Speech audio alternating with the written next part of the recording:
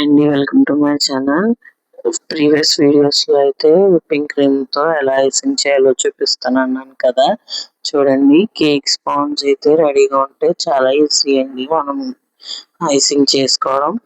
ముందుగా అయితే 1:2 రేషియోలో షుగర్ సిరప్ అయితే మల్ట్ చేసుకున్న తర్వాత నేను ఇక్కడ ఒక ప్లేట్ తీసుకున్నానండి. ఎందుకంటే నా దగ్గర అప్పటికి ఏ టూల్స్ కూడా లేవు, కేకింగ్ టూల్స్. అయితే ముందుగా ఒక 3 లేయర్స్ కట్ చేసుకున్న స్పాంజ్ ని ఒక లేయర్ తీసుకొని మనం షుగర్ సిరప్ తో కోట్ చేసుకున్న తర్వాత విప్పింగ్ క్రీమ్ కూడా కొంచెం పాముకున్నాను. నేను ఇక్కడ ఎక్కువ పామితే క్రీమీగా ఉంటుందని నాకు అంత ఇష్టం ఉండదు. ఆ తర్వాత 3 లేయర్స్ ని కూడా ఇలాగే విప్పింగ్ క్రీమ్ తో షుగర్ సిరప్ అప్లై చేసి విప్పింగ్ క్రీమ్ యాడ్ చేసుకుంటూ మనం మంచిగా అయితే అప్లై చేసుకోవాలి. తర్వాత మనం క్రమ్ కోట్ చేసుకున్న దాన్ని ఫ్రిడ్జ్ లో అయితే 1 అవర్ నుంచి హాఫ్ అన్ అవర్ కూడా పెట్టుకోవచ్చు మన టైం బట్టి.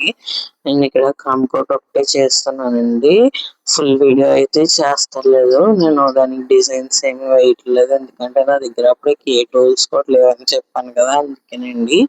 వీలైతే నిన్న అప్కమింగ్ వీడియోస్ లో అయితే ఎలా అయితే డిజైన్స్ వేయాలో కూడా చూపిస్తాను. చూడండి ఎంత చక్కగా వచ్చిందో ఫినిషింగ్ కూడా.